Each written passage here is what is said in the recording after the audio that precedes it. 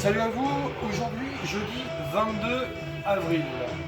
Je vais vous parler on va faire une chronique, normalement j'aurais dû faire lundi, mais malheureusement comme je l'ai dit mardi, quand j'ai présenté une file sous ouvre, on a perdu un collègue de boulot, bon voilà. Donc ça c'est la chronique que je devais faire lundi. Donc la semaine dernière, eh bien j'avais parlé de Verbal Razor, un groupe de hardcore trash de Tours, et j'ai reçu le nouvel album. Et la grosse surprise que j'avais eue ce week-end, c'est que sur cet album-là, il reprenait une reprise d'un groupe de Boston qui s'appelait Gangrene. Donc voilà, comme c'est marqué sur mon t-shirt.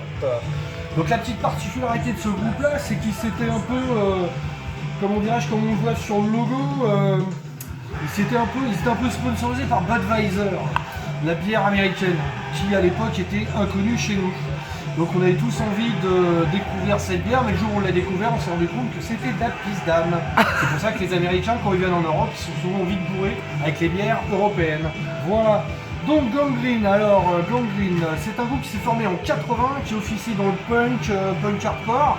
Et puis ils vont arrêter en 84, puis se reformer avec d'autres musiciens.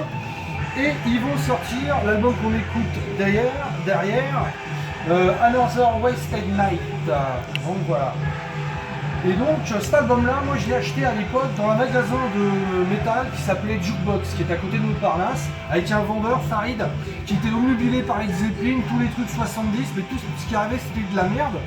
Et puis un jour il me dit attends, faut que je te fasse écouter ça, même moi j'aime ça, tu vas voir, c'est super rock'n'roll, c'est super bien. Et donc j'ai écouté, il m'a fait écouter et j'ai acheté. C'était vraiment superbe album qui mélangeait, qui s'éloignait du punk et qui était très rock. Donc il y a eu une autre sortie, une autre édition avec des titres en plus qui est sortie en Europe avec une pochette complètement différente. Voilà. Ensuite, nos amis de Gangrene, en 87, ils vont être signés chez Roadrunner.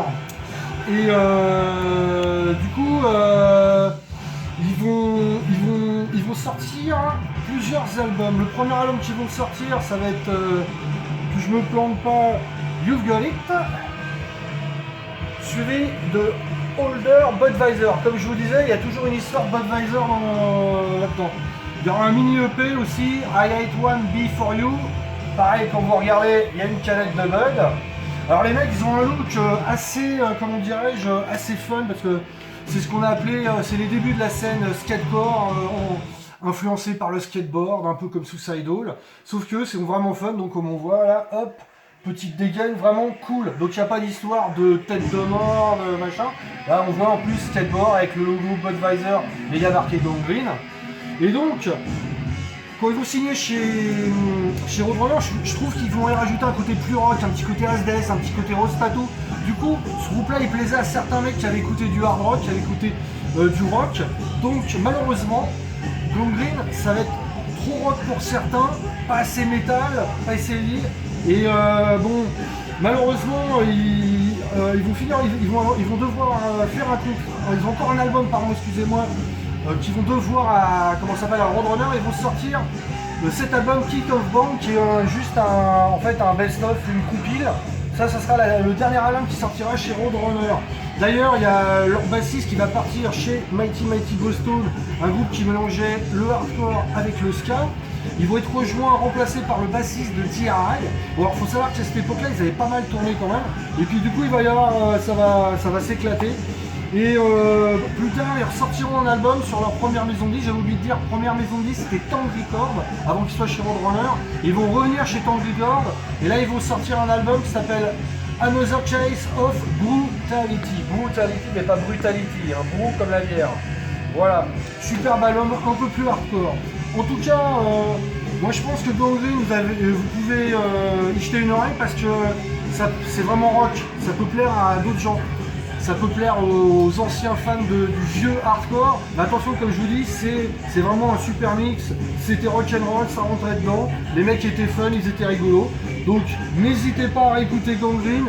N'hésitez pas aussi à acheter une oreille sur le dernier Verbal Razor que je vous ai parlé, dont il y a une reprise de Gangrene. Donc voilà, il n'y avait pas que le New York Hardcore. À Boston, il y avait aussi une scène. D'ailleurs, j'ai oublié de vous présenter. Ça, c'est une compile qu'il y avait eu avec des groupes comme Jerry Kids, Gangrene, donc Décadence, The Freeze, The Fuse. Il y a eu une scène assez riche à Boston. Il y avait eu autre chose avant Dropkick Murphys. Donc, bah écoutez, je vous souhaite une bonne écoute, bon rock'n'roll, bon punch. Et à demain peut-être.